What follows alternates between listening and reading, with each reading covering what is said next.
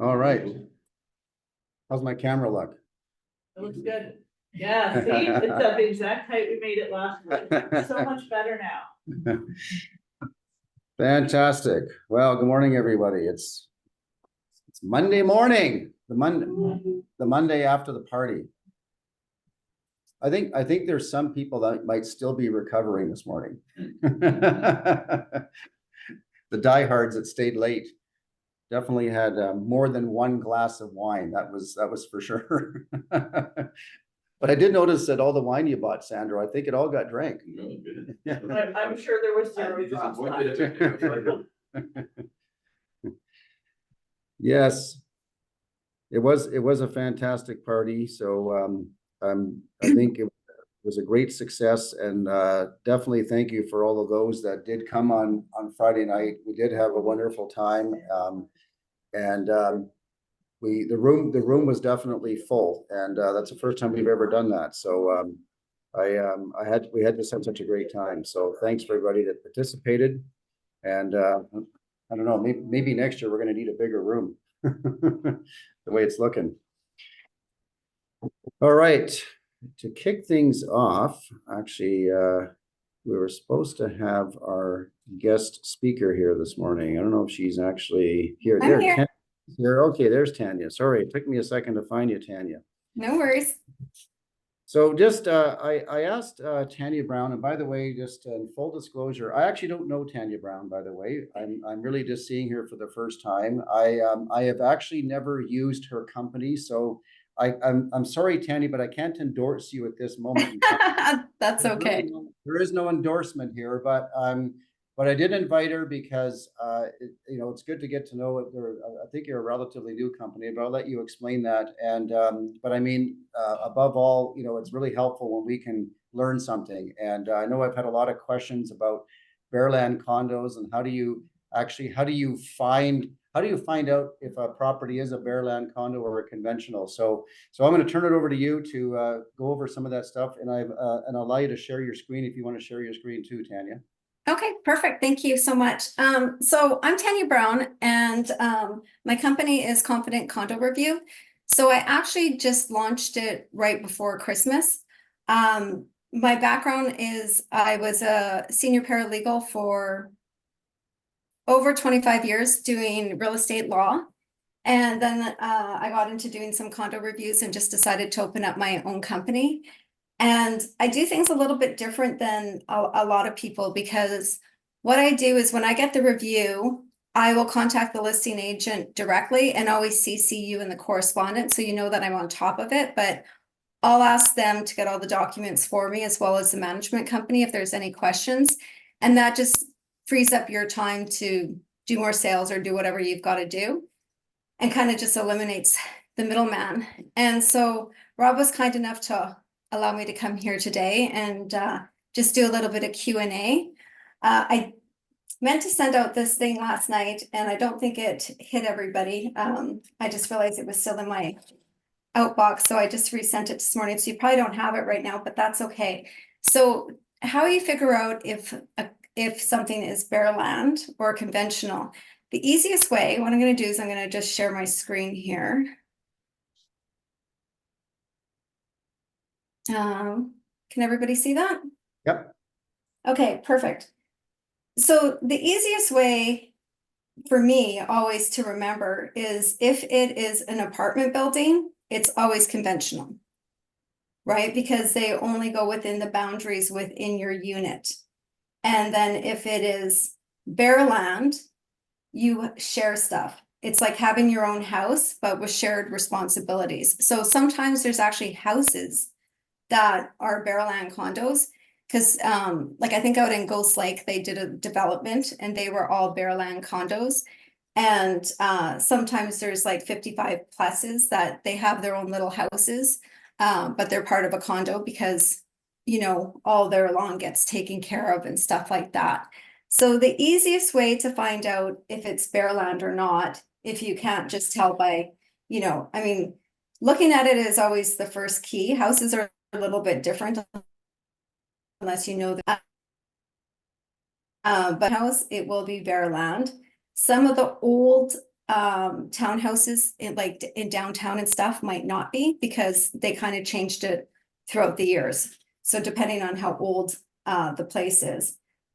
So what you have to do is pull a search from land titles. So if you go into land titles, you're going to plan number reader, and you're going to familiar with Spin, or would it be easier if I kind of just walked you through that part? Oh, go ahead and walk us through. You just cut out there a couple of times, so you might have a poor connection. I don't know. It might be us Might be as us. well, because I had to hook to my phone because Coldwell Front's having issues. I can't get it. Oh, sorry. Can you guys hear me now? Is this better? Yeah, it might be on my end, Tanya. So just keep going.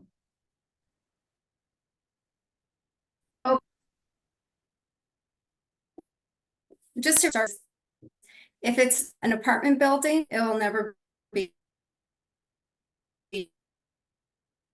within a community, so it's a bare land.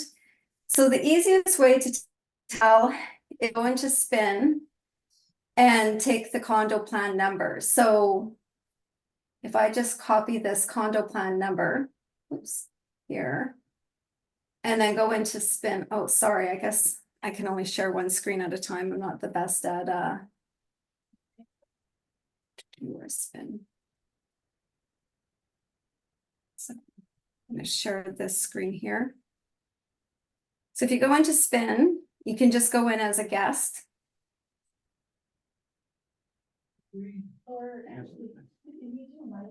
And then I have little cheat sheets. Rob can send you out what I've sent. So then it gives you kind of the step-by-step exactly how you do this. So you don't have to make notes or anything like that. So you do a little search here, and then you click the survey plan, and then the plan number, and then you put it in. And right there, it will pull up the condominium plan. And if you don't want it, you can add it to your cart. It's $2. It's cheap, but you can do a little view as well. And then if we go over here,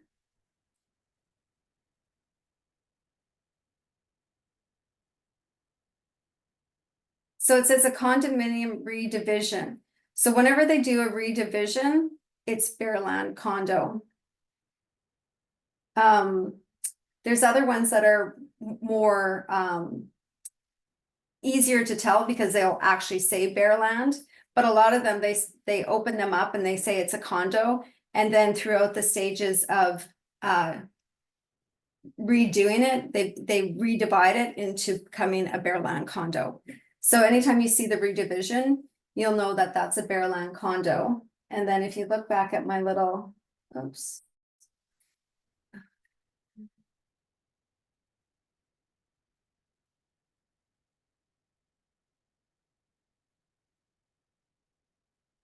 Sorry, I'm just trying to get back to my little presentation.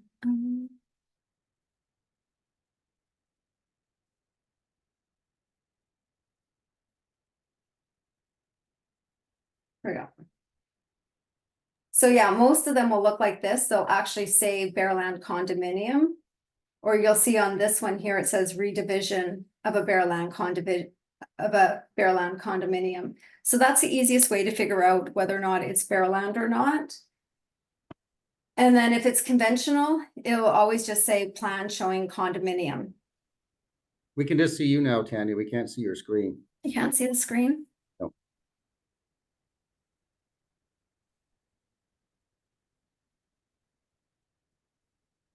Can you see it now? Nope. Okay.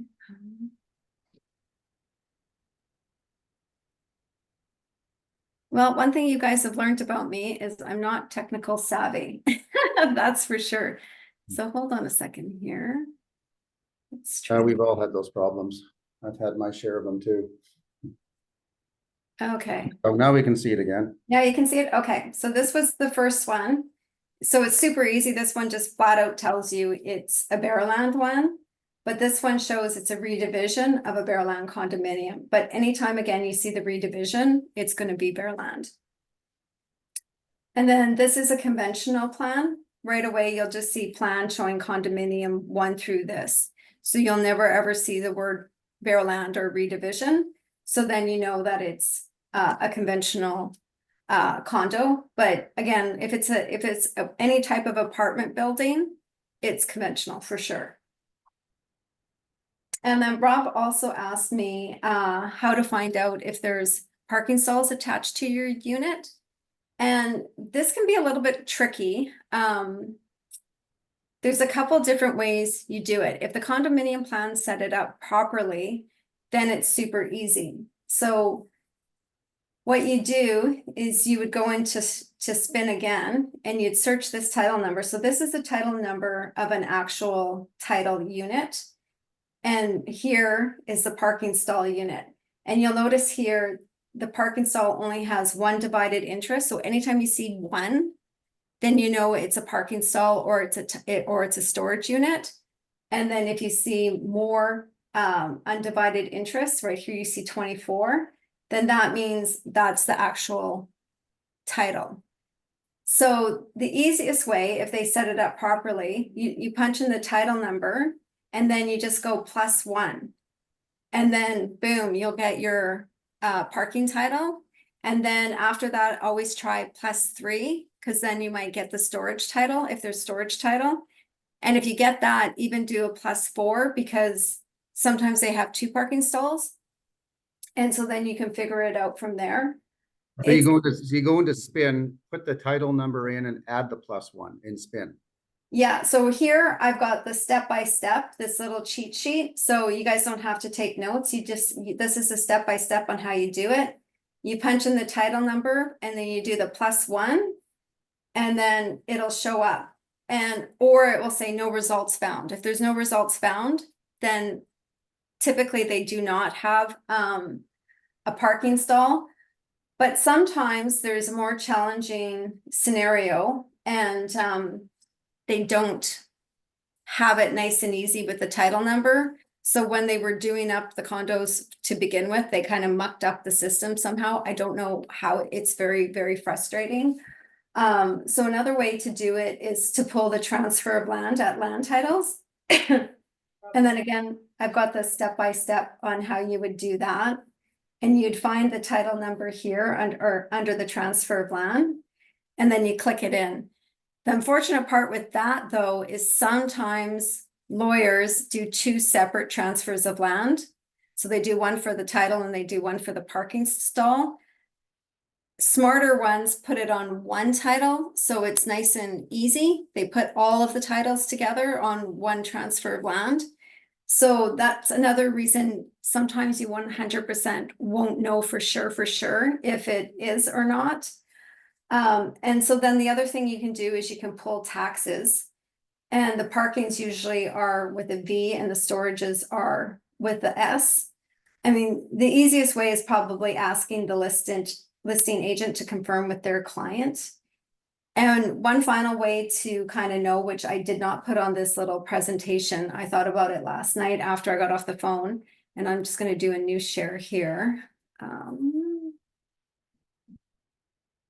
Can you see my budget?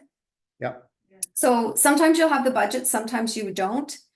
Some of them put them on, some of them don't. So it's kind of frustrating because some of them mention it and some of them don't. Don't ask me why. The nice property management companies will give you the civic, the legal, the unit factor, the legal. And so this one does not have a storage, because it's not mentioned in here. And then you just go across and you find the unit, and then you find all the legal descriptions. And then from there, it's just super easy. You just plug them in. So that's kind of another one. Or if you have the information statement, which a lot of times you won't get till the very end. Some of them mention it in there as well. But when the condo is set up properly, it's super easy. It's just the +1. And, and then if you're ever stumped, you can always reach out to me and I'm happy to kind of help you out and to see if I can figure that out for you as well. Because it's unfortunately not that easy all the time. So that's why it's frustrating for a lot of people, including law firms, because, you know, you just can't. Sometimes it's just not simple and straightforward. But when they're done up properly, it's just as simple as doing the +1. So at least there's a couple different ways that you can try to locate it if the first one doesn't work. And then, I have a question. We have, Oh, we yeah, have, we have a sure. question for you, Tanya. So when we pull city taxes, does that always include the tax for parking? So I recently just did one and it only had the tax for the unit until my client went to the lawyer and found out it was like additional. It was only $200 for the additional $200 for the year on the parking. But it wasn't mentioned anywhere, not even on the city website. Yeah, they do separate, and that's another thing that's super annoying with the city for the taxes. And a lot of clients, like in my condo doc review, I actually go over signing up for taxes, and then I mention if they have a parking and storage title, that they have to let the city know that. So a lot of people registered their unit thinking that they've covered it with the city, and then they'll get in their arrears with the cities because their parking stall hasn't been paid for. I don't know why the city does it. It's not as simple. And I tried to get on last night to do a step-by-step to show you guys. And unfortunately, I couldn't get on. They close for the weekend. So, and so does. You're saying there's cases where the city is aware of the parking stall and they are charging property tax on it, but this is not necessarily tied to the condo, or maybe even the homeowner is not even aware that they're not paying these taxes. Yeah, so what happens is a lot of times when someone would be selling their unit, and I know that they have a bunch of, you know, like they have title and they have storage. So you'll see for years and years that the main title had been paid in full for the taxes. And then you'll see like $200-300 worth of parking because they haven't paid it in 5-6 years. And you know, you'd think they'd be sending them a letter or whatever, and they're not. So we have to clear it out and pay the taxes so that the new owner, you know, is debt free. And hopefully the law firm explains how to set that up properly. So that Just 1 second here, Tanya, because we actually have Human, our in-house lawyer. Have you run into this, Human, where the property taxes on the parking has not been paid in years? It doesn't happen too often, but yes, it does happen because every title has its own independent taxes by the city. Yeah. So if the parking is assigned, you're not going to see separate taxes for it. But if there's parking or storage or whatever, if they each have their own title, then they by nature have their own taxes too. So one of the things is that from a buyer's perspective, obviously the lawyer, we will advise the clients that yes, there are multiple titles because you have to transfer each of those titles to the name of purchaser anyways. In addition to that, when we advise regarding the property taxes, we remind them that if they want to go on tip or if they want to pay lump sum, or however the case is, they have to independently take care of each of those. To answer your question specifically, if the seller is in arrears, that's something that the seller's lawyer will have to clear with the city and provide us with proof of that. So it doesn't put the buyer in any jeopardy, but it just, you know, doesn't look clean because yes, somebody neglected. Or we've even had one case, I think, that even the lender was paying property taxes, but they forgot that there was additional taxes for the parking. So the homeowner was just relying on their lender paying the taxes. They're like, no, it's all good, but then we pull the tax. You're like, no, this one is in arrears. So what are you gonna do? Well, that's why actually it makes sense, because I remember one time I had a client and I asked them, I said, do you have titled parking? They said, oh no, it's not titled. And they were paying it with their lender. Their lender was built into the mortgage. So they had no idea they had separate title. And this is where real estate agents can make a huge mistake. You can make a huge mistake believing your client. Okay. It is your job to verify the information that your client says. If you're going to just take your client's word for it. I mean, we know that the clients, most of them have good intentions, but some of them just don't know what they don't know. And but you're responsible to verify all information your client tells you. the one that I just had, I was on the buyer side. So we only initially went by the taxes that were on Remap, which only shows the unit. So that's what's incorporated into his lender payment because his lender's paying for it. But then when he went to the lawyer, I didn't know. That's when I found out. When he went to the lawyer said there's additional parking taxes as well. So he paid them off upfront with the lawyer. But technically in the lender payment, his parking tax isn't included. Right. Just one quick note, like there's just one very easy way to find out, like, or cover 99% of the situation. If you know the legal description of the main unit and you wanna know if there's any title parking, because sometimes the client says, I don't know, I'm not sure, right? So when you grab the title number, just add the digits 0001. So if there's 0001, if anything comes up, most likely that's an additional unit that's tied to this unit. So 99%, that means that's an indication of a parking. So if you find that parking, then go 0002. If anything comes up, could be an additional parking or could be storage. If you go 0001, it's not a slam dunk case, but 99% of the chances, that means that there's no title parking, and most likely it's a sign. Yeah, so that's what Tanny was saying, was you can add +1 or 00. You were saying 000. Yeah. Either And one. I would go as far as going +3 if you get them, just in case they have an additional parking stall. But you know, we had a case once where we found out that the client had a parking stall, but the previous lawyer actually didn't transfer the parking title to the Right. new owner.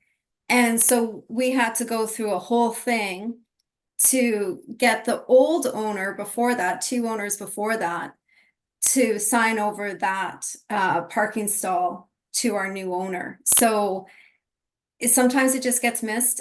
Humans make mistakes. It's really nice when you can do the 001, but unfortunately, sometimes you can't. I mean, you can always call the management property, like the company, because they should know. They should 100% know, because they need to know all the unit factors, and that's how they charge the clients. So that's another way You're saying that you there's can lawyers that easily make do it. mistakes? Some of them do. Some of them do.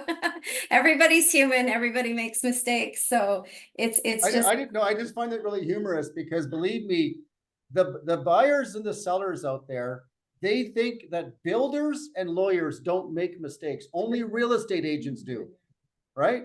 That's what they think. You guys have done a good job convincing the I was public. just going to say, I think done my job properly. Like, can you imagine a lawyer? You bought a condo and then you have a titled parking, and you find out that that titled parking is sitting with the previous owner, or maybe even 2 sellers previous. To think that even another lawyer missed out on that, like the property sold twice and the parking stall never went twice. That's crazy, hey? Yeah, I had to do a lot of digging and a lot of phone calling to hunt down that previous owner, because otherwise we would have had to take it to court to get it transferred over. So mistakes happen, but again, I'm always happy to help out with that. Well, And then, it's a great story sorry. because, you know, whenever I hear these kind of mistakes happen, and this goes back to why we're doing this today, because this is your job as a real estate practitioner. Verify, verify, verify. Never assume, again, that the seller is giving you correct information. Never assume that the listing realtor is giving you correct information. And you can't even 100%, even though I have to say, you know, probably most lawyers do a pretty good job too. And it is their job to really look at this stuff very carefully at closing. So these are rare circumstances that are going to happen. But that being said, even then, you can't 100% say that a lawyer wouldn't make a mistake either, because you're right. We're humans. We do make mistakes. And this is why people hire us, though. You got to remember that. They hire us to be that person that looks at everything as well, to be sure. And that's why, even if you see, I actually have seen this on Pillar 9. I've also seen it in Paragon in Edmonton, where it does say that it's got exclusive use parking, when in fact it does have titled parking. And the agent that had it listed, probably, again, just the seller said, oh, I've never paid any taxes. Could have been one of those ones that was paying in the mortgage, never really connected the dots. And so they just went, oh yeah, I'll just put it as exclusive use, so you don't have to worry about it. And that's where mistakes can happen, right there, just directly from the seller. Yeah, and that's one of the things, like I really try to spoon feed the clients with all that information, homeowners, you know, arranging move-in dates, like all that jazz. I put that in as extra just because I want to make sure that they're aware of this. And it's also, this isn't one of the topics, but real property reports. If you're listing a place and you ask the client, do you have a real property report? And they say, oh yeah. You say, okay, I need you to show it to me by tomorrow. Because a lot of them say that they have it, but they don't, and then they can't find it, or maybe it's outdated. And then if that's the case, that can hold up the sale. And, you know, they can do holdbacks to up to $20,000, and some people might not have $20,000 in equity. So it's one of those things that right away you have to say to your client, you need to produce this piece of paper now, or we need to order a new one. We actually had, you're gonna love this, Hooman. We had a counter offer last week where the real property report was not going to be available in closing, and they wanted to hold back the entire purchase price. Wow. You know, like that's obsessive. Like it's getting higher and higher. Like, you know, back in the day, people would hold back like $1,000. It wasn't a big deal. And, you know, now, and then it creeped up to like 20,000. I've seen some even higher. I mean, depending on, you know, if you're buying, you know, a couple $1 million house in Mount Royal, the holdback could be substantially more, because, you know, you want to make sure everything's on the up and up. Definitely. It's Yeah. super important. We actually had one, and it was this beautiful mansion that got sold, and the previous owner had done a whole entire addition, and they didn't get city approval. And then it's kind of like, okay, now what? Like, is it gonna get approved? Do they have to tear down part of their house? It was just like an absolute nightmare. It was like unbelievable. So, I mean, that's an extreme case. And same with that other one that I told you about. Both of those were one-offs that I only seen like once in my career.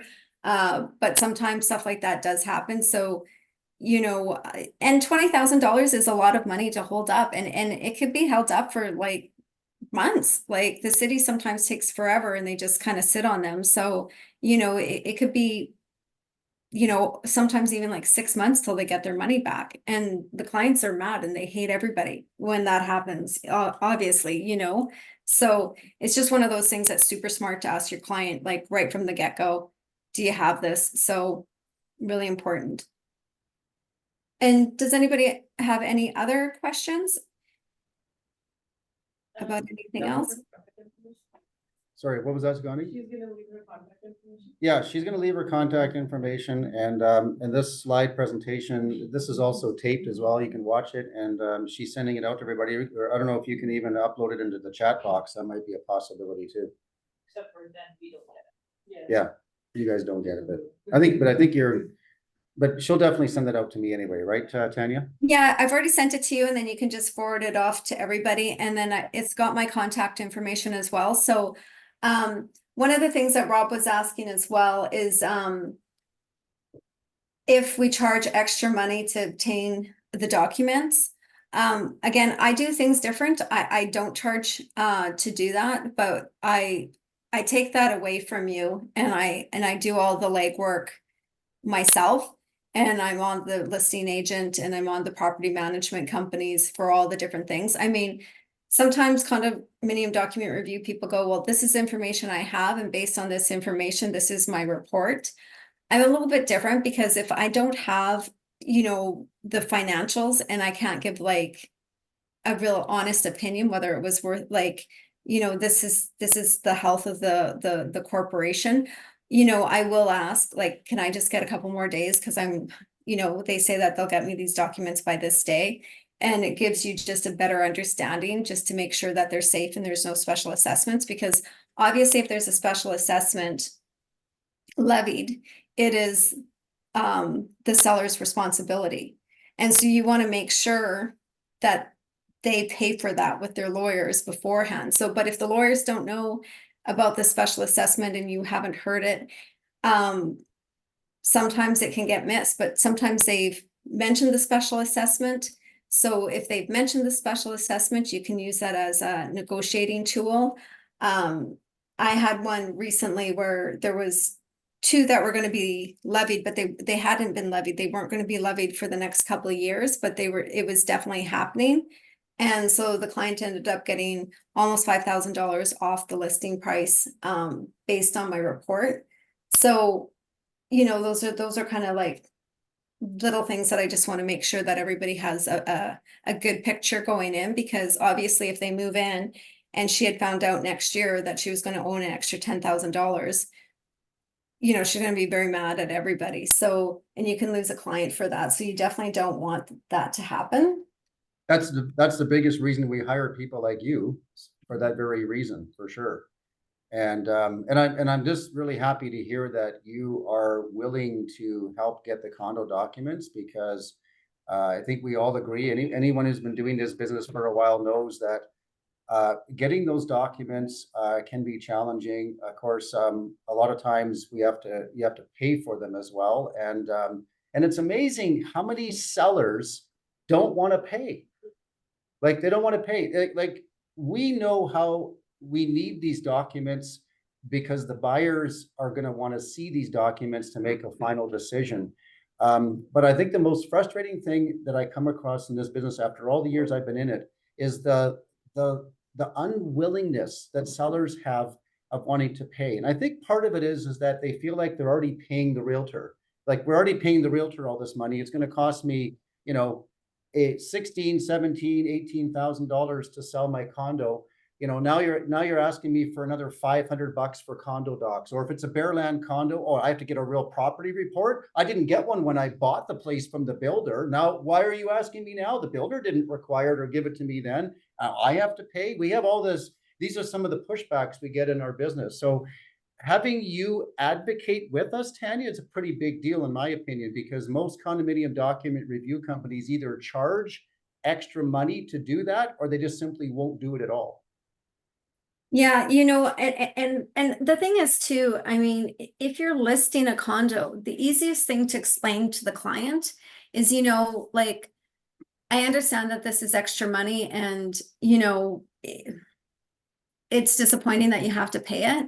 However, it's in the listing contract. There's no way around it. No matter what, you have to pay for these documents. And if you don't, you can lose out on a sale, because you know, the purchaser has the right to look through these documents. So it's better to be proactive and order all of them. I mean, obviously you probably don't want to spend money on the information statement until you actually know that you have a deal, because if the condo sits for several months, you know, somebody might want a more up-to-date information statement and they're expensive. But everything else, they should have it. And it's just, you know, it's just guiding and training your clients. And, you know, and then you have some realtors that are just older and they don't know, they don't realize that they're all online now. I had one that, you know, they tried to give me reserve fund study from 15 years before, and all the meetings were like from 10 years before. And I just said to the lady, like, I can't take your money. Like, I can review it, but this is all outdated information. And so I ended up talking to the listing agent, and I'm like, they're all online. Like, I can see the documents. Like, there's no way that you can't just download them instantly. And he just had no idea. He was like, oh, I had no idea that we could actually do that. You know, so it's just one of those things. But you know, it's just kind of educating and guiding your client so that they understand it, and then they don't look at you as the bad person, because no matter what realtor you go with, like, this is the requirement by law and you have to produce them. Yeah, it's very clear. The only thing in our, if you notice on our listing contract, it doesn't actually state that they have to pay for these documents. It says you have to provide them, but it doesn't actually say you have to pay for them. Yeah. It used to say that. Yeah. Can you, also, what is the shelf life for the information statement? Yeah, what is the shelf life for the information statement? Good question. Well, see, it kind of depends. Like, I mean, it's really kind of one of the most important pieces of paper because it lets you know whether or not there's going to be special assessments. You can't get away if you look at all the board notes and, there's no mention of any big ticket stuff coming out. And then you look at the reserve fund and they're really on par with the reserve fund and everything else. And that looks like they're pretty healthy. So there probably won't be. It's always nice to have it, but if you have one that's a couple months old and you see like the condominium corporation is super healthy financially, you can kind of count on it. The unfortunate thing with the information statements, I mean, they're very pricey, and the quickest you can get them is within 1 to 3 days on a rush. So, and then what some of the property management companies are doing now, they're not mentioning if there's a special assessment on there. They actually want you to pay for another piece of paper that says that, which is just absolutely blows my mind. So I always give the property management companies pushback, and I'm like, I want to know that answer. Like, they've just already paid $200 for this piece of paper, and you should be adding that in there.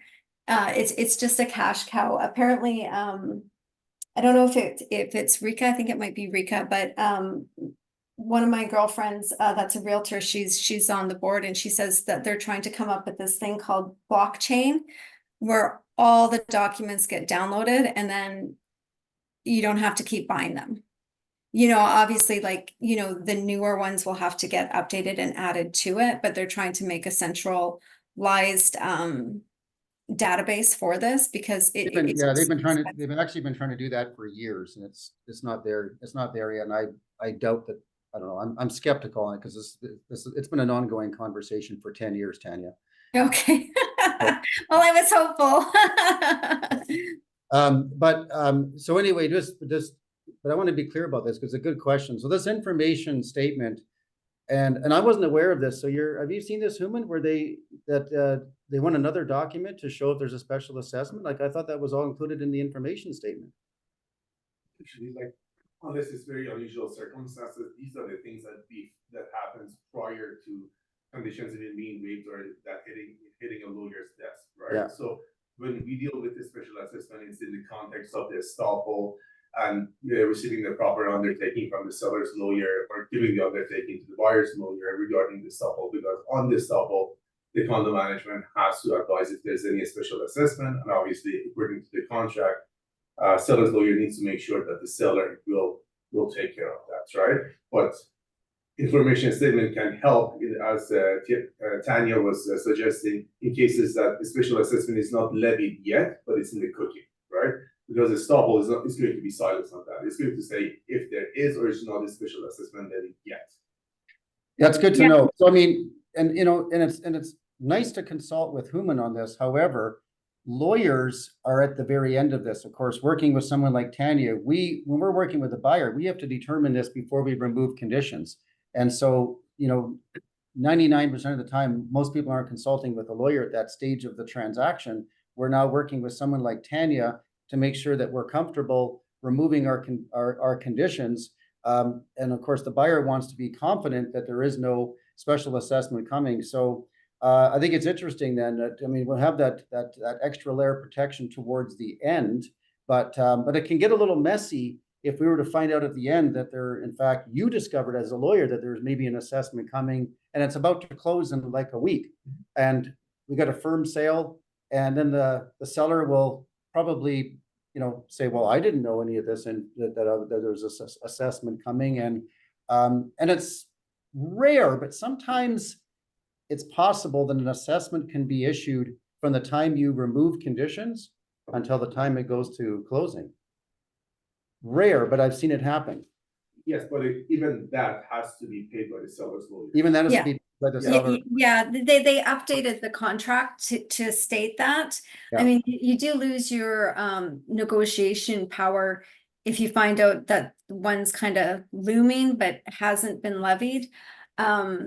So, you know, those are the things too, though, that I kind of spoon feed the client. I will send them a separate email after I've emailed them my review, and I'll say, here's the information statement and the certificate of insurance. And, you know, please hand that to your mortgage broker and to your lawyer, because the lawyers always had to get the stoppables. They've changed the contract now, so you have to get it a couple days before, which is great, because sometimes you get it on the day of closing and bam, you find out your client owes all this money. Like, maybe your client doesn't have this money. Like, it's one of those things that, like, you know, when you're prepared, you're prepared. And so I always tell them to hand this off to the lawyer, so that the lawyer is completely aware that there's no special assessments, or that there are special assessments, you know, because it's just super, it makes everybody who, I mean, if you all work like a team, then the process goes smooth. Yeah, it definitely does. And that's why, talking about a team, that's why it's equally important if you're working with the seller, right? We always think about protecting the buyer, but your job working with the seller is to make sure that that we know that there's any special assessments coming down the pipe. Because Tanya mentioned it earlier, what if you look at the equity in the property and you look at what their mortgage payout penalty is, what their mortgage is, and then on top of it, there's a special assessment. They just might not even have enough money to close. And then you just wasted your time. Yes, and we've had this happen in our brokerage where our agent just didn't do their enough homework. We only can do so much on our end in conveyancing. We can look at the title and we can see what the mortgage was on there, but we don't know all the intricate details of it all. That's your job as the listing agent to verify that. So if it gets to closing and it doesn't close, and I'll make this kind of little fear I'm going to put on all of you, but if you get to closing and it can't close, the buyer could sue both the buyer's realtor and the listing agent. You could be sued for that. I mean, for the buyer, this could be devastating for the buyer. They may have sold their property. They're thinking they're moving into this property. They can't now move into the property they bought. Can you imagine how upsetting that would be for any of you if that were to happen to you? And there could be damages. Now they have to go and find another property. Maybe the market has gone up. The price is a little higher. The same property went up $10,000, $15,000 in value. That's a really good argument to sue for all of that money and all the inconvenience and hassle. We would be liable for that because they could prove that you did not do your job properly. And that's what RE/X would be paying out for you to find yourself in a lawsuit. That's why it's so important. And yet there are a percentage of agents out there that are not paying attention to this stuff. Yeah, it's kind of one of the first things you have to do is do the math quickly and hope that the payout statement is what it is. You know, like, you kind of get one for information purposes, which is never accurate because, you know, sometimes it can go up. Sometimes they have a home line credit. We had one, like, all of a sudden on the closing, like, you know, I was anticipating whatever. The guy went shopping. He went and bought like $20,000 worth of stuff. And I was like, dude, like, you have to, like, give me a check for $20,000. Like, what happened? And he's like, at first he was arguing with me, and then he admitted, oh yeah, like, I went out shopping and I bought all this stuff for my new house and blah, blah, blah. And I was like, you know, you can't do that, buddy. But, like, you know, like he had the money because he knew, like, I guess he thought maybe he could be sneaky and get away with it, but you can't. So it's just one of those things. And same with probate. Probate's really important too. And I'm sure, you know, your in-house lawyer has always mentioned that to you. Like, if you don't have probate, don't sell the house, because we had one that, like, it went on for almost 8 months before the deal could actually close. The good thing is interest rates went down and the value went down as well. So it ended up being good for the purchaser, and he only wanted it as a rental. So it wasn't a big deal because he didn't have to move in. But, you know, if he actually needed to move into that house, it could have been really bad. Or if the interest rates went up, you know, he would have been very, very mad. So Yeah, just we're things to remember. definitely have a heightened sense of awareness on probate for sure. But just to wrap up this section of talking about condos, Tanya, what is it that you guys charge for doing your condo review, by the way? Yeah, so I do reviews for $400, And what I do is I give the client the review, and then they're allowed to call me with any questions at any time, and that's totally welcome. And if I need a 24-hour rush, then I charge $500 Okay, for the fees. And also what I also do too is if there's some major red flags, I'll always call the realtor first and just kind of let them know so that they're not taken off guard about what's happening. I mean, obviously, you know, there's kind of a finesse where you want to do it where you're not killing the deal. So, you know, I try to break things down. Like if there's upcoming special or condo fees for say 37%, I saw one that number looks really scary. So I kind of broke down the math and I was like, it's like $15 per month. You Yeah. know, you know, so that takes away that number from looking really scary. You know, so sometimes you got to do a couple little extra steps just so that it's realistic, because you know you definitely want to know, like if it's a total lemon of a property, you definitely don't want to buy it. But you know, all condo fees are going to go up. Like that's just the reality.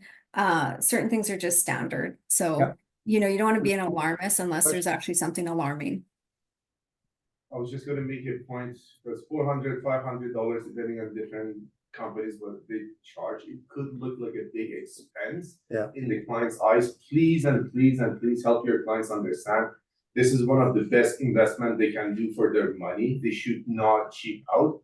We've been talking about like major points like special assessment. I had one deal, I was representing a buyer that fell through because the sellers had misrepresented, and I'm using the air quotes for people who don't see, the condo fees, the monthly condo fees. They had halved it. That's what they had put on the listing. And so my client, being a young girl, being very price conscious and wanting to save every penny, she didn't do the condo doc review. The realtor didn't discuss this matter with her, so they just accepted that on the face value. They waived conditions, came to me, I got mortgage instructions, and then we are doing our due diligence, and we're finding out that rather than the 400 whatever odd dollars that was disclosed, the monthly condo fees were over $800. What the sellers had planned on doing was covering half of that condo fees for the first 2 years without disclosing this plan to the buyers. oh, really? Exactly. So aside from my client's willingness to now take on this new big project or these big costs, mortgage broker called me, he's like, even if she wants to, she just cannot qualify for the mortgage anymore. This is Oh. like additional $400 or $500 monthly payment. So regardless of whether or not the buyer wants to proceed with this, she can't. doesn't have the financial means of doing that. So the whole thing fell through. It wasted everybody's time. And I don't know, like the client, I don't think she was in a position or in a state of mind to want to sue anybody, but that's when the losses are gonna happen, right? So yes, $400, actually, that's one of the lower amounts that I've heard of, but That's Anyway. that's another extreme case, but you know, it's funny, we hear these extreme cases, but even though they're rare, but they happen probably more than we care to admit. And I can tell you, even myself, I've had times where I've asked the client, how much are your condo fees? And you wouldn't believe how many times they're wrong. But they're almost always wrong. They're almost always wrong, exactly. And so another, again, verify. You can't just look at that, even though there's a perfect example, Hooman said, you can put right on the purchase contract that the condo fees are $450 a month. The seller signs it. You think that's got to be correct, because why would the seller sign it? Why would it be on the contract if it wasn't correct? It may not be correct. So those condo docs are going to be an eye opener. And of course, if you're working with the seller and you get these condo docs, there's no question. The first thing you should do working with the seller is look at what are the condo fees actually for this unit. That's the first thing you should look at, because like Tanny just said, they're usually always wrong. 9 out of 10 times the condo fees are higher than what your seller told you. And so Yeah, going in the yeah. market. It's one of those you can't trust your clients, which is unfortunate, but it does happen, and that's substantial. And you know, like some people don't think that the condo doc reviews are worth it, but like I said, that one client that I had last week, you know, she ended up saving $5,000, so it was definitely worth it for her. Yeah. All right. Well, that's been great, Tanya. I really appreciate you giving us this information this morning. We're going to move on to the next topic because we've got lots of good stuff to talk about. But put your contact information in the chat box as well. But I will get this out to everybody. And we'll look forward to talking with you again. Perfect. Well, thanks so much for the opportunity, and I'll just try really quickly to add it to the chat and see if I can do that. Yeah, that'd be I great. might.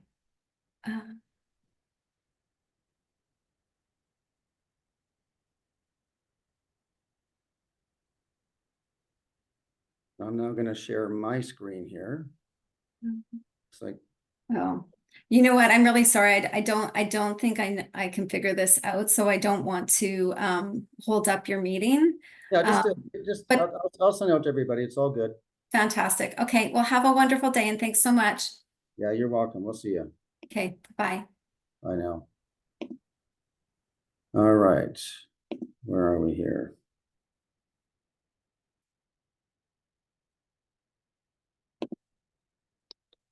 Everybody should be able to see that. Can everybody online see that? Let me know. Whose face can I see? There's so few people that want to show their face on Monday morning, right? Yeah, I can see it, Rob. Okay, good, Joe. Thank you, Joe. I know, what are people doing Monday morning? That's a couple people are vacuuming their living room rug right now. Just one real quick wrap up of our year-end gala. I just want to say this. It was a very good year in 2023 for our brokerage, and I really do want to make a big congratulations to everybody and their efforts in 2023. I know I said that on Friday as well. This is mainly for people who weren't able to make it on Friday, but it was a very successful year. Obviously, the market was really good too, but it was not a year without frustration.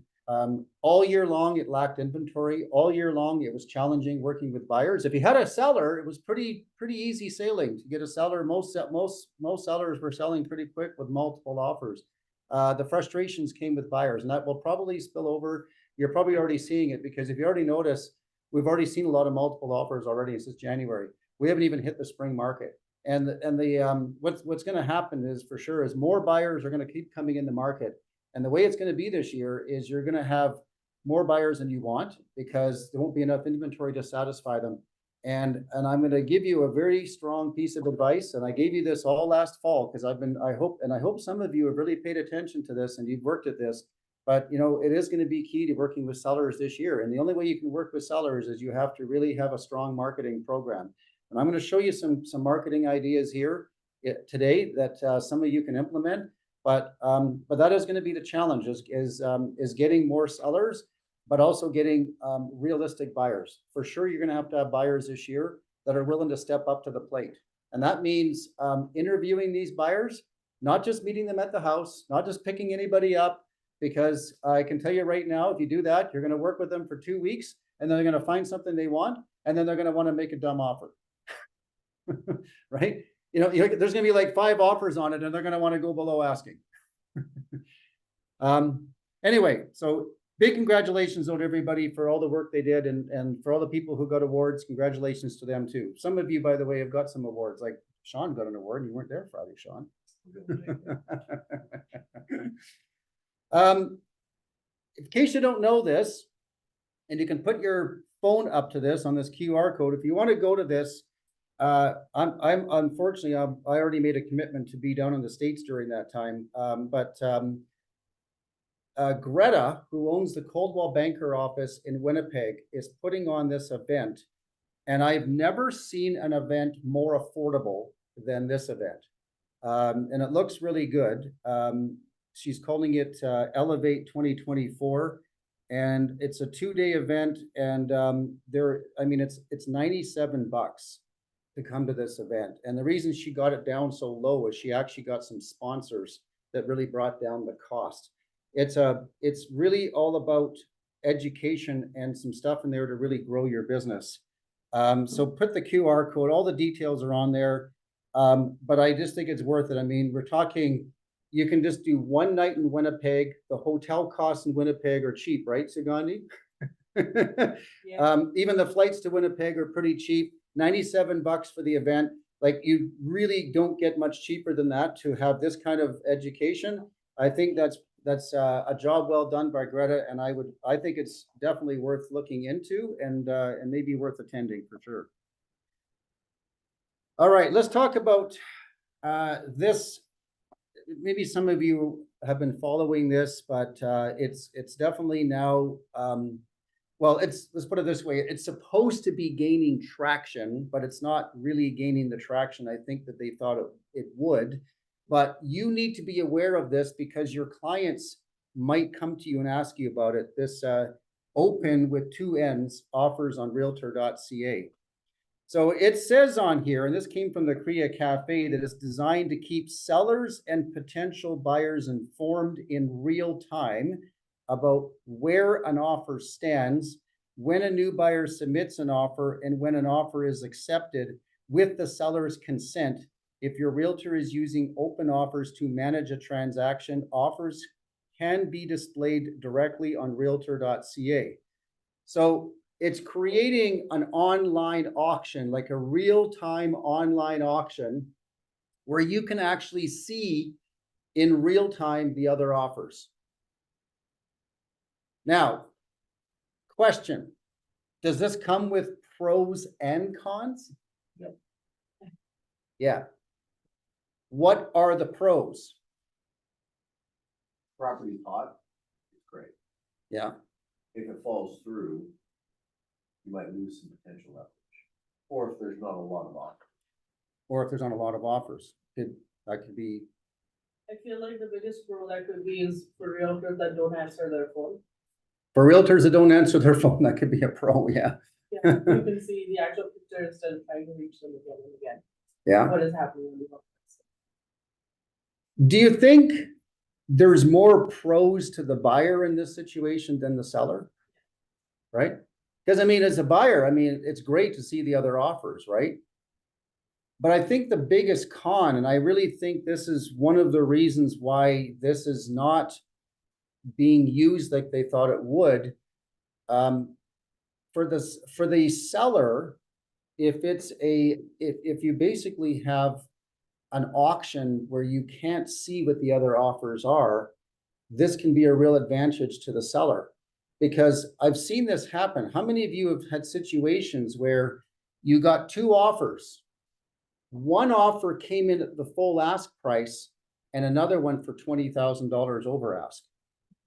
If it was an open offer market where you can actually see the auction, of course, there would never be 20,000 over ask if the other offer was asked. You might now only This is be, where you see a full offer. yeah, Oh, okay. I Yeah, didn't yeah. realize that. yeah, you see it all. It's an I thought it auction. was just like, we have so many offers and it's X state, no. Yeah, you can see the prices. I mean, this is, and again, this is led by your seller. I don't think any seller will. There's a lot of sellers who actually want it. So I brought this to Canada about 3 years ago.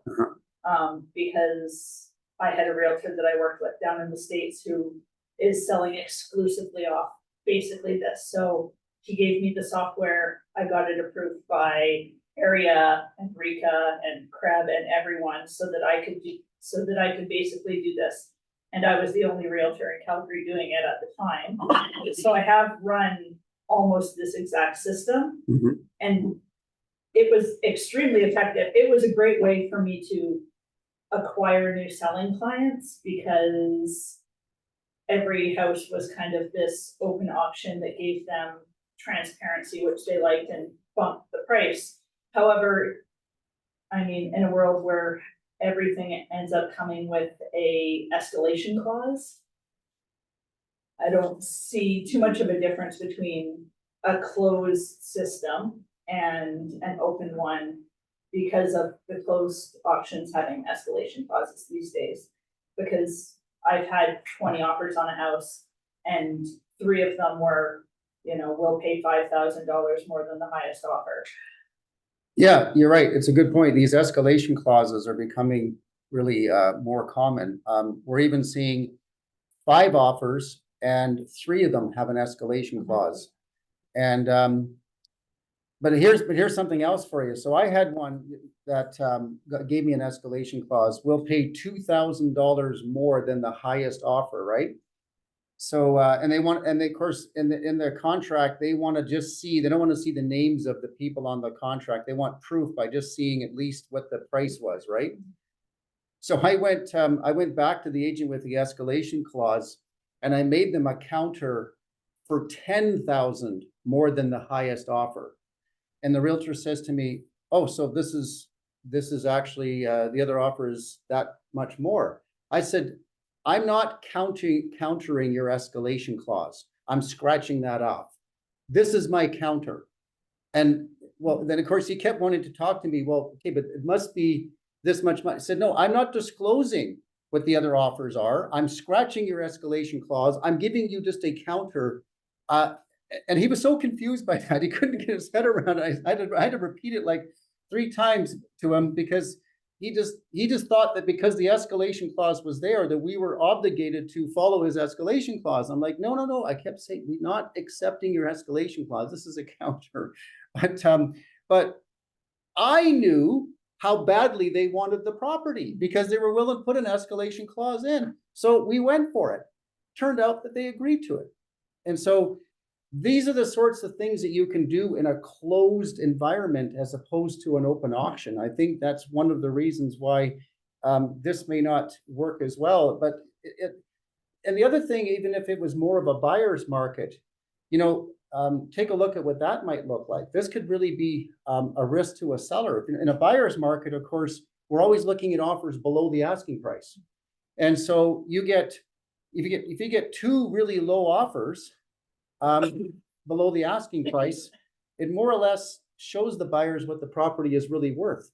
And you run the risk of maybe not getting one offer to come close to the asking price and one that might be quite below. Because I'll tell you, during the buyer's market, especially between 2016 to 2020, I had offers, like ridiculously low offers. Some of you were around, Sean, you probably saw some pretty ridiculously low offers during that time.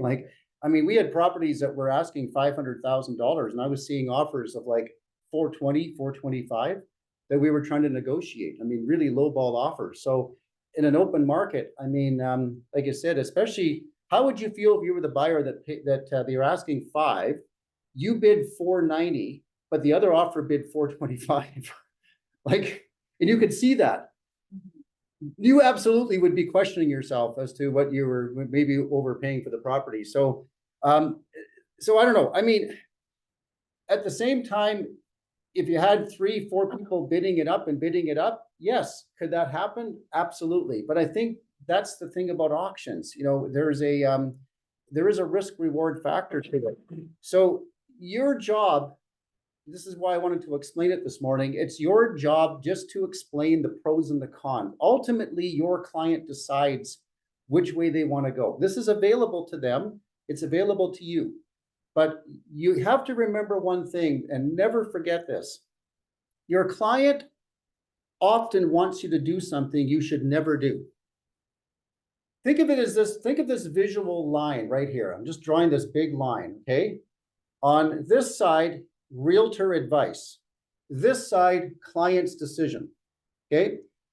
Realtor never goes to this line over to the client decision. You never go there. They want to drag you there. They will say things like, well, what would you do? Oh, but that's the worst. That's the worst question. What would you do? Not fall victim to that. What I would do is not what Human would do, right? I would make decisions that my client wouldn't make. We're not going there. So you have to shut that down right now. You can't ask me that question, what I would do. We're 2 different people. How do you explain that what you do, like when they ask you, how do you answer that? Because I'm very new to this and I don't know how to answer it, right? The answer is, it has to be polite, right? it has to be polite. The answer is, Mr. and Mrs. Seller, I am not here to make decisions for you, and I'm not here to tell you something that I would or wouldn't do. It's my job to explain to you what can go right and what can go wrong. Okay, that's my job, is to explain that to you. But I'm not here to make that decision for you, because we're 2 different people, and what I would do may not be what you would do. I've been divorced twice, so I'm capable of making some bad decisions. So, I don't know what to do, like when they ask, it's really hard to answer that kind of thing. Right? That's how you And answer you're it. learning physically. It's my job to explain what the pros and the cons are. It's your job to make the decision, plain and simple. You always have to remember that. Go ahead, Sean. So is there any risk, because this is pretty typical for me, because I have a pretty, but if anybody knows me, I have a pretty strong bias and a pretty strong opinion. So I'll tell the client, I'll be like, look, in my opinion, these are your choices and this is how it would lean. But at the end of the day, it is your choice and your decision to make.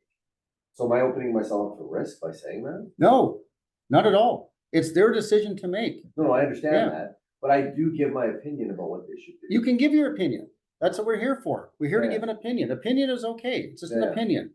But always finish it saying, but this is my professional opinion. But it doesn't remove the fact that there's risk in every decision that you Yes. make. There's always an element of risk. My job is to try to minimize the risk as much as possible with my professional opinion, but there's always a risk in decisions that have to be made. So do that. Yeah. Like sometimes when they want to send me comparables or something, I send them comparables. I go like, this is what the comparable looks like, but go through it and do your due diligence. Don't blame it on me. Right. Sorry. It's just probably my like paranoid path that I'm wearing right now, but even your practice to me is a little bit uncomfortable, right? Because yes, you do give them all the options, you still give them your personal thing, and because of the situation you're in, your words go a long way, right? If it was just some random person on the street, they're like, what would you do? And then they probably would not even think twice about it. But you being in a position of trust and the expertise and the knowledge of everything, they may not even hear what comes after, right? So you're gonna say, this is what I will do, but they're already like making plans for like 6 years for down the line, right? So if it's verbal, I'm saying this on the record too, right? At least there are arguments to be made. You're like, I never said that, or I did, but then I preface. I mean, I would never write it in an email or a text. No. So that's by itself is a great practice. If you want to say that we had this conversation, but to reiterate, these are the cons, right? What I do may not be just like what you suggested, because I get lots of those questions.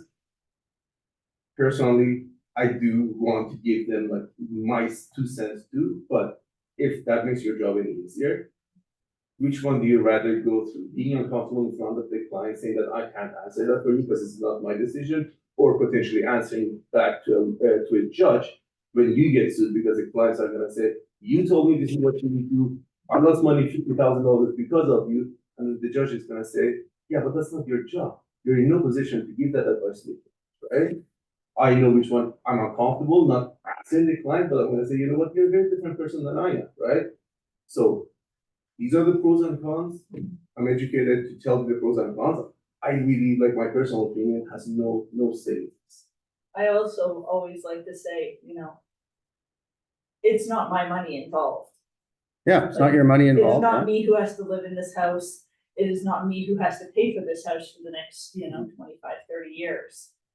So the choice that I would make could be very different because I might look at research and I might look at these things. You might be looking at where you're raising your children. Our standpoints are extremely different. And that's exactly right. We all look at things a little bit differently, and that's why we all make slightly different decisions. So good. Just a little funny story though. Years ago, when I was a realtor, we had a realtor in our office. His name was Tom Hodgkinson. Tom did actually a lot of business, but I remember I used to listen to him on the phone. He'd say, if you hire me, your house is already sold. He said, it's already sold. He says, even before the sign goes on the front lawn, it's sold. He would say this to people, like completely, like ridiculously over promising. And this is a true story. One night I was sitting, we used to have a person that would work at the front, an office administrator, worked until 9 o'clock. And I was working late one night. It was like 8 o'clock at night. Tom was in the back and she comes rushing back. She goes, Tom, she says, there's a guy that just phoned here. He's really angry. And he said he's coming down here with a baseball bat. And he says, what is his name? She gave him the name. Tom puts all his papers in his briefcase and he just runs out the door. You know, and I never forgot that because that was just an example of somebody that just absolutely overpromised and underdelivered, right? I don't think any of our brokerage would ever do that, but I mean, it is, but that's what I'm saying though, even though that's extreme what he was doing, but it's so easy, like I said, to get wrapped up in giving too much of your opinion to make it sound like everything that you said is 100% correct and it's all 100% going to work out. Sometimes the advice we give doesn't work out. I don't know how many times I was very confident I could sell this property for $1 million. Guess what? The market spoke, couldn't get the $1 million. It happens to all of us.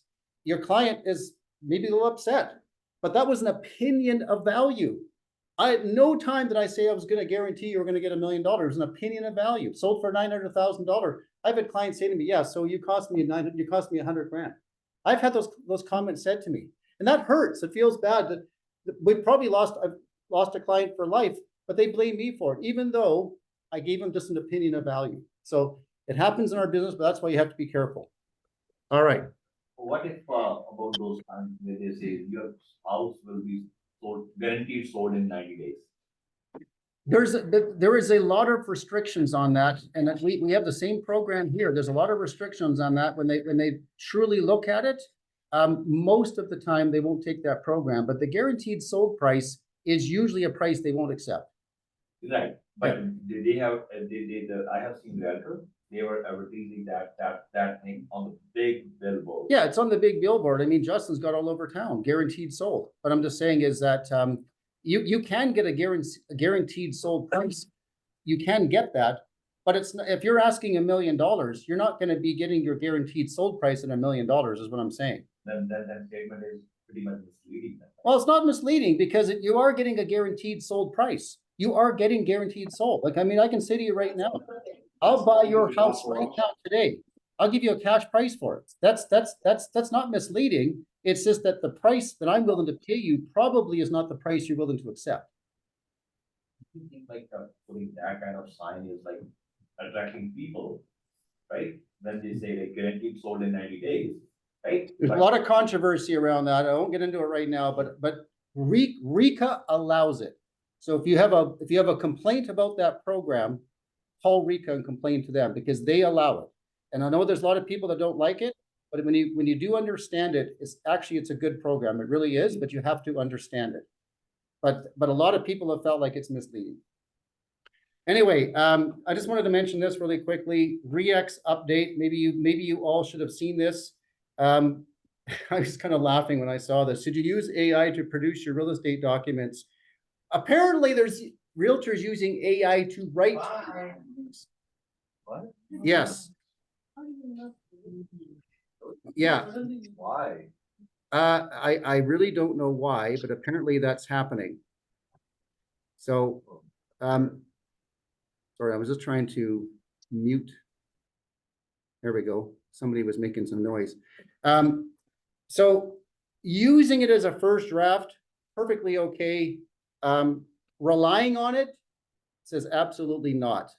That might seem like for some of you look and go, what idiot would do that? But AI is, it's scary to the fact that, I mean, AI does a lot of cool things and it's growing in popularity. It's becoming a partner in everything that we do.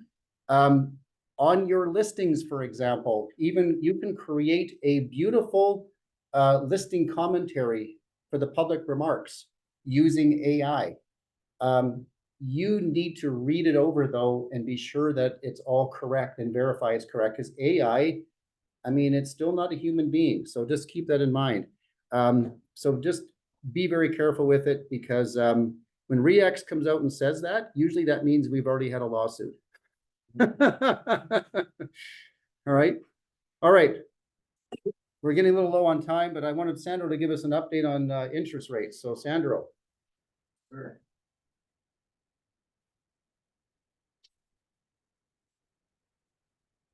Hey, everybody. Thank you. I'm going to keep this pretty short today. Just want to preface by saying that usually we have the shakes here for anybody who shows up in person. That's not going to happen for the next 2 weeks because I won't be around. So we'll see you on the 19th of February for that. Interest rates, an interesting topic. course, we have, I'm not as tall as Rob here. I think you guys only see my forehead. Yeah, so it seems to be on the mind of a lot of people, and I think it directly affects clients' willingness to want to purchase a property. What we're seeing right now in interest rates is a little bit unique. We're seeing that inflation trended in the wrong direction last month, and the ironic thing about that is one of the reasons that interest rates that inflation is trending up is due to housing expenses, which is directly related to interest rates. So we're in a bit of a catch-22. If they lower interest rates, so normally we increase interest rates in order to be able to quell inflation, right? But in this case, because the actual interest rates are causing higher housing prices, right, and monthly expenses for clients that are purchasing due to higher interest rates, now we're if the Bank of Canada actually lowers interest rates, we're going to see that at least that number is going to start to trend down. So what a lot of analysts are saying right now is that the existing interest rate structure, right, where we are right now with interest rates, is sufficient to manage the inflationary problems that we're having right now. And what they're aiming for is a soft landing, like I mentioned before. So basically a soft landing means that they're going to try to time lowering interest rates with not affecting a huge recession in the economy. What does that mean? It means that likely this year we're going to see 3 to 4 rate decreases, but because of where we're seeing inflation right now, trending right now, that's likely only going to start in about June. So, and then we'll see 3 to 4 rate reductions at that point. That's if we hit the soft landing. If we don't hit the soft landing, what does that mean? It means that our economy is going to get hit pretty badly, and that they'll likely need to decrease rates further to stimulate the economy to try to get it rolling again. So what we're seeing right now, according to analysts, and of course, all of this can change if we get new information that comes in, but what they're saying is that that at a minimum, we should see 3 to 4 rate decreases in 2024. The minimum rate decrease is 0.25%, right? 0.25% each time, yeah. So we'll see the prime rate. The bank's prime rate right now is 7.2. So we're likely going to start seeing interest rates coming down to about in the mid to low sixes in 2024. Now, long-term interest rates. So the bond market was affected by the news that inflation trended in the wrong direction. So we were seeing that bonds actually increased in the last 2 weeks or so. They increased by about 30 basis points, right? So 0.3 of 1%.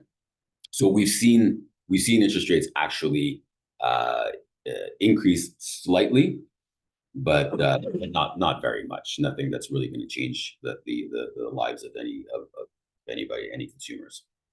So yeah, but a lot of those so as we get more information that inflation is trending in the right direction, we'll likely and that the market is more and more sure that interest rates are going to be coming down in the future, we'll start to see long-term bonds start to come down, the yield on long-term bonds. And of course, that's where banks secure their funds, right? We don't create money, we borrow it like everybody else.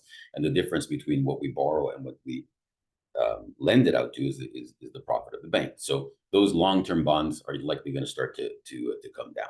Like, again, when we're likely going to see, when the dust settles, that we'll see a 5-year fixed rate settle at about 4%, give or take. But I mean, who knows? Nobody knows what's going to happen. There are some. If you Google it on YouTube, there are some doomsday sayers that are saying that interest rates are actually going to get higher, right? I mean, you don't know who to believe these days, but I trust in the analysts, and that's what they're predicting. Just one other question that I haven't ever been able to get an answer on this is.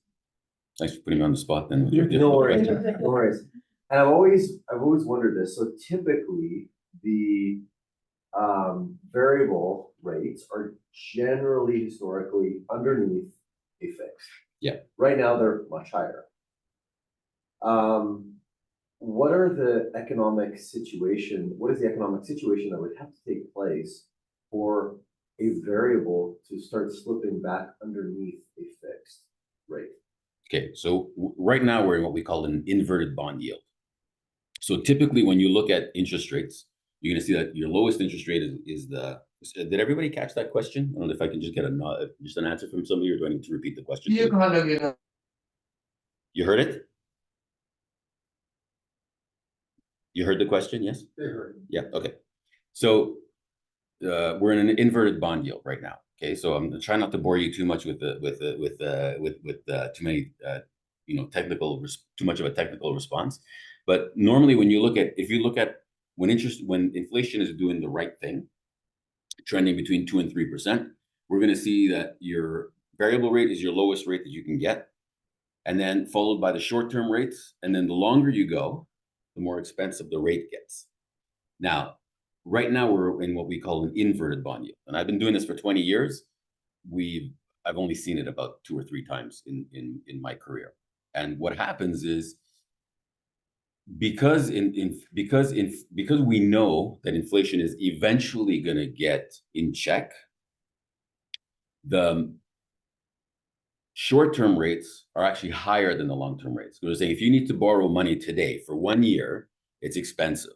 But if you want to borrow money for 5 years, the bond market is pricing in saying, oh, we know that inflation is going to come down. So therefore we know that interest rates are going to come down.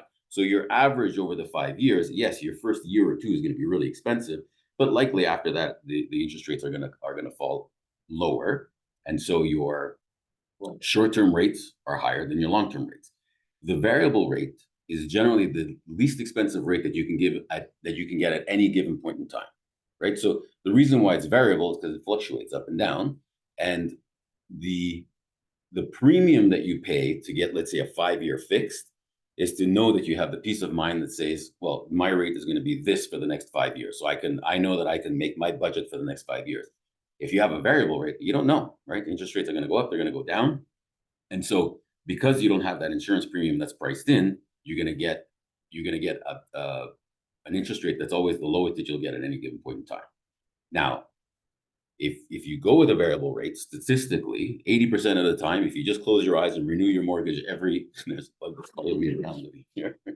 if you just renew your rate every 5 years at a variable rate, statistically, 80% of the time you come out ahead, right? So if you're not trying to time the market, and you know that you're always getting the lowest interest rate at any given point in time, that likely you'll come out ahead. Now, if during COVID, when interest rates were, interest rates do this, right?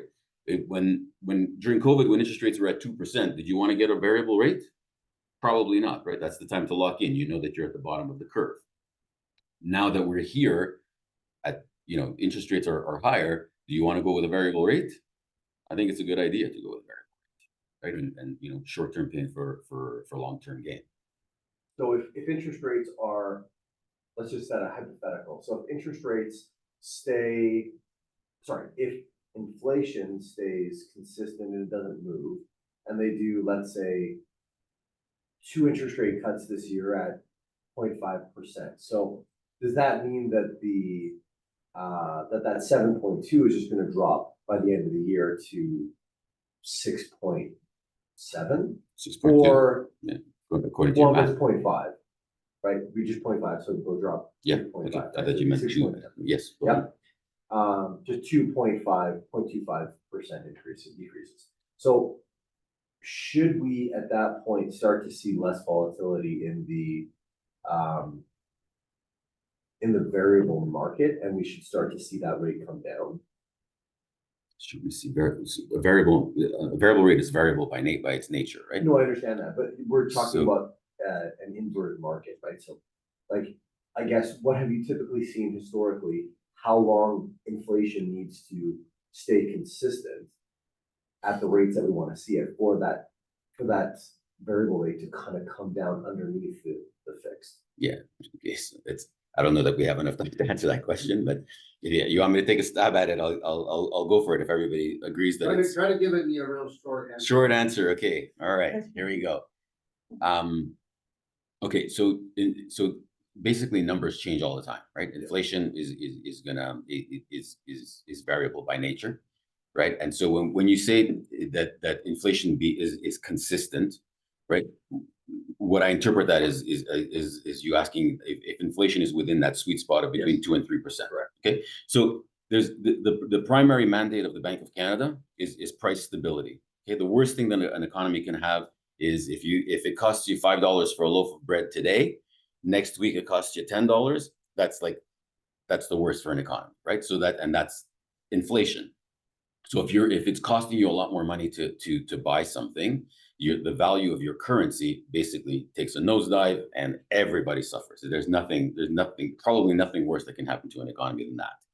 And so the Bank of Canada, that's their primary mandate, but they also have other mandates, right? Where they say, okay, that's the primary thing, but what else is happening? Like in this case, yeah, inflation is still high. So typically they would either keep interest rates where they are, or they would increase them. But we know that they're likely going to decrease them this year, and that's because the other mandate is to try to maintain a momentum for GDP and for economic output, and so basically there's no real answer to that question, right? So if it's the people that price the bond market and the cost of borrowing are going to look at all of the factors in that, and they're going to estimate what they think the Bank of Canada is going to do, right? So if we see that the economy is not doing well, likely interest rates are going to come down, and likely in the trend for interest rates is that they're going to come down. If the opposite is true, and we see that the inflation is being very stubborn, despite them lowering interest rates and reducing the cost of borrowing for homeowners, which is the sticky spot right now, and if that's not fixing the problem, then they may have to increase rates again. We don't know, so it's not really it's just not a simple answer, right? The target's always moving. Yeah. I think you did a good job of answering that, and I know that's a real short answer to the question, but thank you, Sandro. Yeah. I know we could talk a lot about the factors that influence interest rates a lot, and it's a big topic of discussion. And I mean, I always look at it from my own self-interest, and that's the real estate lens that I look at, right? And I think most of you do the same thing, trying to determine how will this factor into how many buyers we can get approved, and also how it will impact prices on the market. We're always, as real estate agents, we're forever looking at that. But after hearing Sandro, I'm going to tell you this. If I'm going to make a bold prediction, and this is really the prediction I've been making for a long time, Alberta, you never forget this, and you have to really talk about this with your clients. Alberta moves differently than the rest of Canada. We are an island in Alberta. And right now, this may be a bold prediction for me to say this, but whether the rates go up, which is really unlikely, or whether the rates go down, our real estate demand is going to be still high in Alberta, no matter what happens. Now, if the rates go up, it actually might be a good thing from the perspective of having more inventory. There might be some panic sellers that might actually come into the market and go, oh my goodness, I got to get out of this house because when the mortgage comes up for renewal, I'll never be able to pay it. And we might actually see some more inventory. It could actually, higher interest rates in Alberta could actually settle prices down actually better from that perspective. But just push more migration from Ontario and BC. The higher the rates go, the more migration we seem to. Yeah, it's exactly right. I was just about to say that. Like I said, there's a cause and effect to everything, and you're absolutely right, Julie. I mean, that could, like I said, on one side of the coin, might see some more inventory, but on the other side of the coin, it might bring more people here and snap all that inventory up too. Any way you slice it, Alberta is looking really strong. So as much as we like to talk about interest rates, we need to be aware of it, and you need to have these conversations primarily with your clients, because clients always want to get a prediction of what's happening, right? They always want that. That's why they're forever asking you what the market's gonna do, what our interest rate's gonna do, as if you some kind of have this crystal ball. But I think you could confidently say to them, even though, hey, none of us really know for certain, but let's just look at Alberta, okay? Just a logical explanation to say, where are we positioned in Alberta in relation to other provinces in Canada? And I've said this to clients, you tell me what you see.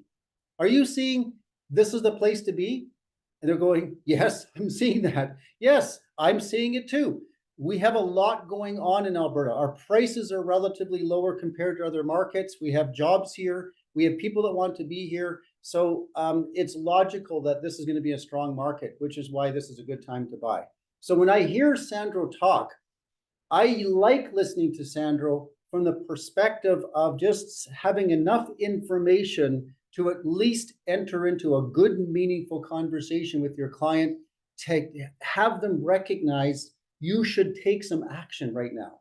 This is a good time to take action. That's why these conversations are good to have, because you can just carry on that meaningful conversation without making any bold predictions. But at the end of the day, what's most likely going to happen is exactly what Sandro said. Most likely interest rates are going to go down. That's not going to solve our problems in Alberta. We're still going to have a lack of inventory. It's going to have more buyers are going to come into the market, and we probably won't have the inventory, which means prices are going to go up. And so for every dollar you're saving on interest rates, more than likely you're probably going to be paying it in a higher sale price of a house. There's not really going to be a savings here, unfortunately. Just how it is.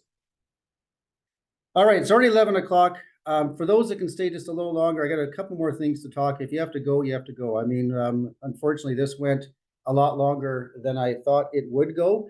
And this whole marketing advice from Craig Proctor, I apologize, but there's just not enough time today to cover that. I'm going to have to put that on the agenda for next week. So I'm going to bypass that one, which is a really good one, by the way, but I'm going to do that first next Monday, so we don't actually lose out on that, because that actually is a really good section. But I just thought, for taking an extra 5 or 10 minutes, this is a, I've been running out of time on doing this as well. I've been meaning to talk about this for the last couple of weeks. I can't begin to tell you how important it is to have proper listening skills in this business. You know, that whole section on marketing, I mean, clearly every one of us, no matter who you are, I don't care how long you've been doing this business, you have to pay attention to marketing, right? Because marketing creates opportunities. So I hope that all of you every single week are looking at new and better ways to market yourself, because like I said, it creates opportunities. But when you get the opportunities, I'm going to tell you right now, you think of all the realtors we have between Edmonton and Calgary. I think Calgary's right now got about 600 or something? Almost 78. Well, we're almost at 78 now. And I think Edmonton's approaching 4,000. So between the two cities, you know, we're sitting at over 11,000 realtors. And which means you have everything that you do, when you have this much competition, you got to be able to rise above and showcase that you have a higher level of skill and a higher level of marketing. And I can't begin to emphasize how effective these skills are at listening. Chris Voss outlines this, and I chuckled when I read this. So let's just quickly go through it. He's got it down to level 1, intermittent listening. The first step in which you're listening long enough to get the gist of what the other person is saying before you refocus on your internal monologue, your thoughts and your point of view. Think about that. How many of us are just listening long enough to then think about what we're going to say next? Right? And quick little story. I remember the very first listing presentation I went on. I had prepared for 3 or 4 hours for my presentation, and I had it all beautifully laid out, ready to dazzle them with this amazing presentation. I worked on it with my broker as well. So I will tell you something, when I got there, I was committed to that whole presentation. I had never thought for a second what my client was thinking, never thought about what they might say, never thought about what they might do. All I wanted to do was dazzle them with this presentation. And I forced them to listen to it. I was not leaving until I was finished with that presentation. And I can tell you, looking back, it was all about me. It was never about them. It was all about me. It was all about me and my presentation. That's all that mattered. And I was going to get through it. And of course, in my mind, I was going, and once I show them all this, of course they're going to hire me. Why wouldn't they? And I think I did probably 90% of the talking. And every time they did talk, I think I even interrupted them a few times because I had to get my presentation out. I was looking at my clock going, geez, I'm running out of time. I'm not going to get my presentation done. I got to get these people to shut up. So you can see how wrong that was, right? That's what we call intermental listening. So, and it happens over and over again if you're not aware of it. Listening for rebuttals. This level, you're listening until you hear something you can argue with. Think about that for a minute. You are listening until you can hear something that you can argue with. We've met these people, right? Then you're waiting for the other side to shut up so you can jump into the conversation and tell them how brilliant you are. Truth be told, most people are stuck in these first two levels. These first two levels are where most people are. Listening for internal logic. The third level is you listen for internal logic. You're listening to their story and trying to learn more about the reasoning behind that story and why it makes sense to them. If you look at personality profiles, for those of you who have ever studied DISC, a high C, high compliant personality, and a high S, which is high steadiness personality, actually have pretty good listening skills, and they are oftentimes quiet and they're analyzing. That would fit into that category right there. Trying to make sense of the things that you're saying. Some of you, when you're talking, if you run into these people, are because they're being quiet and they're listening, some of you can have the illusion of thinking that they're loving everything that you're saying and they're buying into it. When the reality is that they're thinking, it's not making sense to me. I'm not understanding. I'm having trouble connecting the dots. But because they're maybe smiling and listening, you think there's buy-in. Wrong. Can't assume that. Might be happening, but it might not be happening. You've got to be mindful of that. Listening for emotion. You're listening, what are the frustrations, despair, anger, and other emotions motivating the argument? Although it may or may not line up logically, it doesn't matter. It's their point of view and part of what they're trying to express. Then there's listening for everything. The narrative, the unsaid words, the overall meaning, the symbolism. You are observing how the language your counterpart uses matches who they are. And think about that for a minute, because have you ever, being that we're all salespeople, right? What about when we're dealing with a salesperson that's trying to sell us? Maybe you're buying a vehicle or you're getting life insurance or something else. Think about that. As we try to look at their body language and size them up to maybe establish, are their words and what they're saying credible? Because, right, we all know that body language is like 70% of communication. You're with somebody. So this is why listening for everything, very, very important way of looking at it. This is why how you look, how you dress, how you carry yourself, the expressions that you use. Are you overexpressive? Remember the people that are overexpressive, really trying to sell it, really trying to put it on? And then there's the people that are underexpressive that are just like kind of dull and boring too. There's a happy medium to this stuff. I'm still trying to figure it out. Why most people fail at level 5? Unfortunately, far too many of us never get to level 5. That's because this level of listening, truly empathetic listening, takes too much work. Right? Takes too much work. Really deeply listening and looking at everything does take a lot of work. That intense listening is very hard to do. especially for us as real estate agent, and especially if you have ADHD, which 90% of real estate agents have. That's a lot.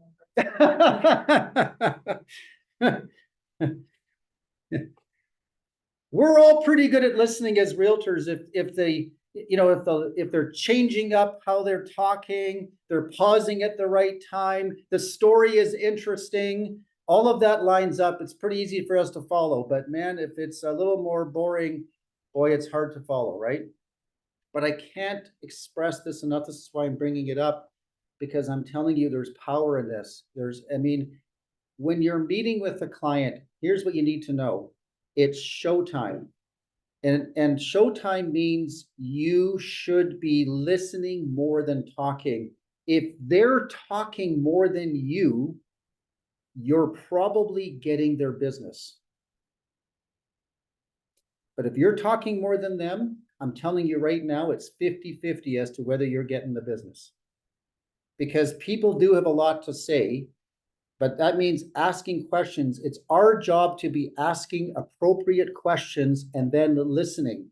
And as we listen, we have solutions to their situation. And you have to remember, these solutions often are very similar from client to client to client. We know that, but they don't know that. Remember my story where I talked about being in the surgery? And I said, you know, when I was in surgery and I came out, and I remember I was lying there in the hospital room and I was terrified. I was like, I had major anxiety. I didn't know what to expect. I've never been in a hospital overnight before. I didn't know that my surgery was common. But so I had all this anxiety. The nurses spoke to me like I've spoken to some of my clients. Like, there's no big deal. Like, they were just like, this is all, like, to them, this is just no big deal. Nobody really explained anything to me. I was terrified. I had nobody to really talk to because the nurses didn't want to hear my anxiety. All they want to do is come in and say, oh, and then they left, right? And I'm just saying, because I get it. They deal with this every single day. We deal with real estate every single day. We know the process. I know, like, when I'm selling my house, for example, I have to have strange people walking through my house to get my house sold. That in itself, just having strange people come to my house, for some people, that's major anxiety, major anxiety. And can you imagine if I'm your realtor and I say, hey, I'm just like, I might say something like, do I have to have strange people come to my house? And you as a realtor might think, what is this, a trick question? Or you might almost burst out laughing going, duh. You can see how in your mind you're going, that's the dumbest question I've ever heard. Of course, you have to have strange people going through your house, right? But you don't handle it that way. That's a person that has anxiety about it. So what we do is we listen, we have empathy, we put ourselves in their position. Well, how do you answer that now? How do you answer, do I have to have strange people coming through my house? You see, there's a right way to answer that and there's a wrong way, but you first have to listen carefully and put yourself in their position. You see the power in this? And I'm telling you right now, if you don't do this well, they may choose somebody else. There's a good chance they'll choose another agent who maybe doesn't even know anything. This other agent that they choose might even be brand new agent, hasn't learned anything yet, but that agent was actually listening. And they'll pick based on that. I can tell you from experience, they don't pick the top agents just because they have billboards all over town. I can promise you they don't. I've gone up against some of the biggest names in Calgary and I've taken the listing. They do way more business than me. They have way more marketing than me, and they picked me. So I already know they don't pick you because of your marketing. They pick you because they believe in you, they trust you, and that relationship they feel is going to be there. That's why listening is so important. Last one. Salespeople often tell me they were negotiating and struggle with what to say next. My question is always, well, what did you hear? And did you articulate that back to the other person? Their response, I didn't hear anything because I was thinking about what I wanted to say, right? So that's the power in it. So you got to practice this, everybody. And I'll promise you, because even though it's tougher today to get face-to-face than it's ever been. It really is. Today, they all want to get information first. They all want to look at your profile online. They all want to look at your social media. They want to do all of this stuff before they pick you. But real estate, you guys will agree with me, almost all buyers will not buy a house without walking through the house first. Am I right? Okay, so that means that there will be a face-to-face encounter at some point. And that face-to-face meeting means all this work we do to get face-to-face, but that's the moment that you'll be able to showcase what you do, and they will then determine whether they're comfortable working with you. Ultimately, they're going to pick a real estate agent to work with. At some point in the process, they are going to pick somebody. So they've got 7,800 choices in Calgary. You think about that, 7,800. I can get a realtor to come to my house and give me a market evaluation faster than I can get an Uber. That's why if you pay attention to this, I promise you, you have a leg up from almost all the other agents. Most agents don't come to meetings like this and learn every Monday. That's already a leg up, right? I just talked to a realtor, by the way, on Saturday at a discount brokerage. Been a realtor for 3 years, never been to a meeting. Not one in 3 years. And at first I thought, well, that makes our brokerage look pretty good. Then I had this thought, oh my goodness, this agent's been running around for 3 years not knowing what they're doing. That's scary, right? Very scary. All right, well, we'll pick up the marketing stuff next week. I promise we'll do that first. Everybody have a fantastic week, and we'll look forward to seeing you soon. You are welcome.